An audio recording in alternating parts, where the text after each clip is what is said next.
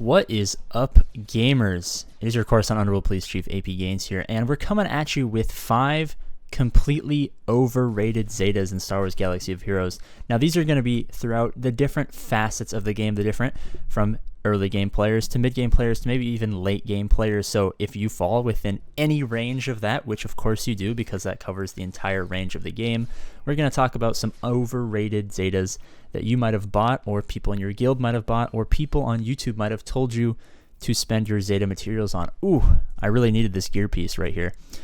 So with all that being said, let's hop into the holo tables and get started. Now, the reason we're doing 5 overrated Zetas in Star Wars Galaxy of Heroes, I don't know why I emphasized the word Zeta and then said the game. You guys already know the game because you clicked on the video because it's about the game. Anyway, we voted on these and other possible options for today's video over on my Discord. Link is in the description. Go check it out if you are interested. It's the most active Discord in the entire Star Wars Galaxy of Heroes community. So if you're either a new game player who needs advice, we always have tons and tons of people on. They can answer your questions. We have people who are always willing to help you out pick good Zetas. You give them your ally code and they'll tell you, hey man, these Zetas you should pick up. So if you're a newer game player and you're looking for advice, we have tons of friendly people over there. If you're a mid-game player and you're either looking to get recruited into a guild, we now have a tab for guild recruiters, or if you're a guild recruiter, you can go recruit in that Discord. Or if you're a late game player and you're just wanting to meme around, we have tons and tons of fun and amazing people over there. So go check it out. It is a fantastic place for all of you players, whether early game, looking for advice, mid game, looking to advance, or late game, looking to have some fun. Go check it out. Also, we're trying to get to 3,000 subscribers by the end of March. I think it's still March. I don't know. I've been in a coma for a couple of years. Yeah, it's still March. We have 15-ish days to get there. If you guys want to be one of the last 70-ish people, that would be fantastic. We're dropping our first song montage music at 3,000 subscribers, as well as a video with the Star Wars guy where he breaks down why I'm a terrible singer, as well as I might shave my atrocious beard. So yeah, enjoy the video. Now right off the bat, we're going to start with 3PO and Chewie's Zeta, Chewie's Rage. It's a special ability. You guys all know what it does. It allows you to do extra damage for each enemy that has already been destroyed up to 5 times. This allows us to do massive amounts of damage. Its express purpose is for PvE events, and while it is useful when you are trying to do that event where you have to go against the Emperor and you bring in your nice little CLS team and you got all your stuff going on, it could help you get an extra tier, which is, you know, great. You could get an extra tier, but honestly, if you're at the point where you got to have a Relic 7 3PO and Chewie to get that extra tier, maybe the Zeta is not necessarily super useful. And some people will argue this Zeta exists to help us out in light side territory battles for Geonosian, and yes, it is, you know, it's pretty helpful on the first phase of light side Geonosian territory battles.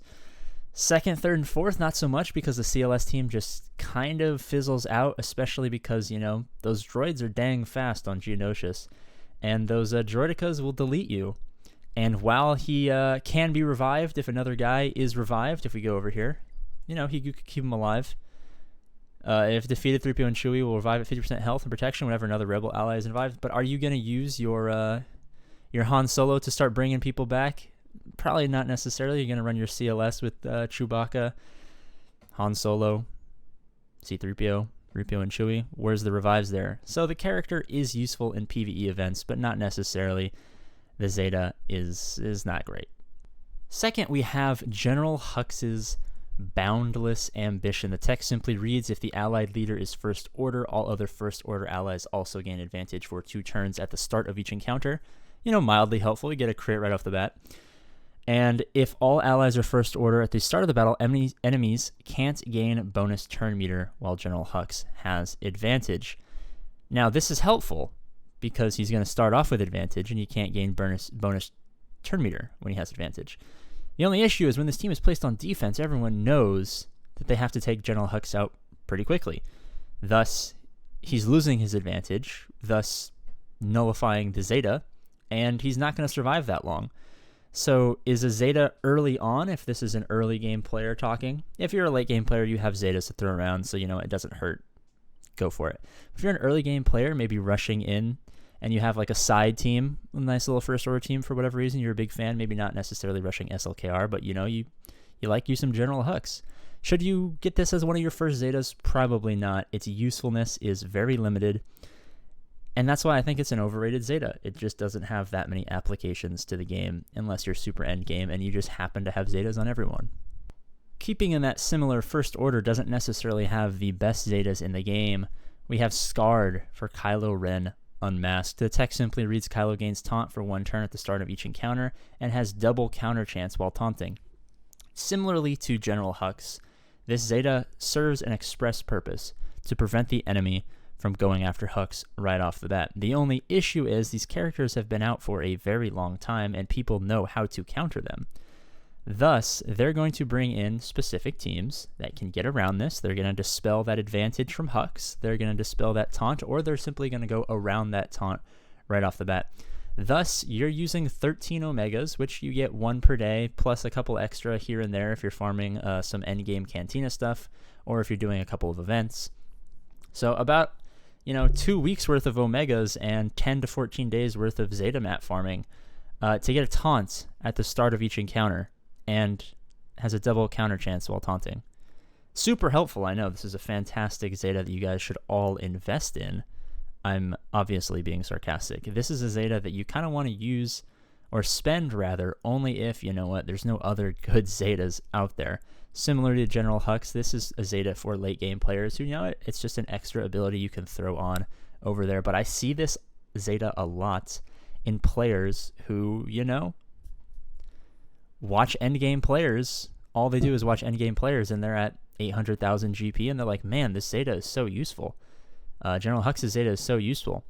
The Red Stormtrooper, I can't even remember what it's called because I don't really like First Order all that much, but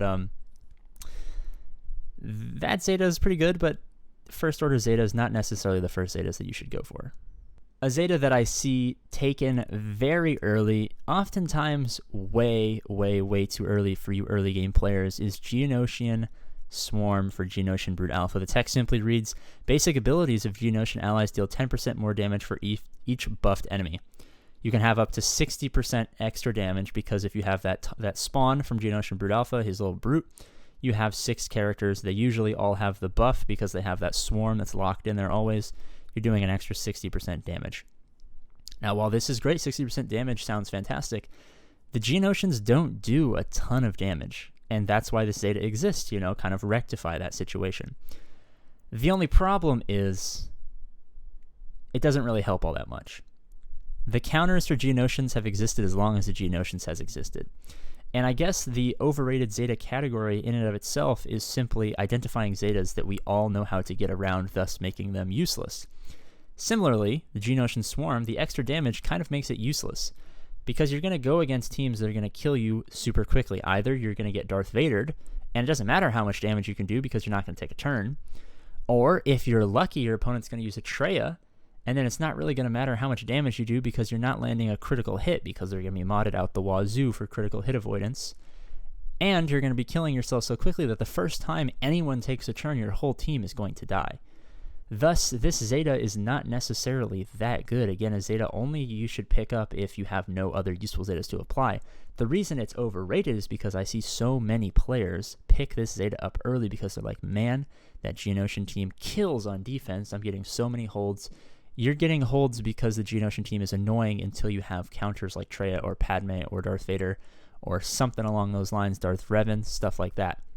That's why you're getting holds for all of you early game players. It's not because you've invested in this particular Zeta. Now, the last Zeta on our list for 5 overrated Zetas, I see this Zeta ridiculously large amounts of times in my GAC, and I do not know why.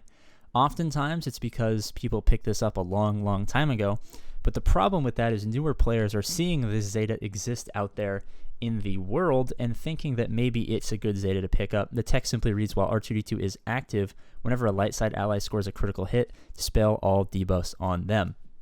You're going to get a lot of critical hits when R2D2 is both active and light side allies are scoring critical hits.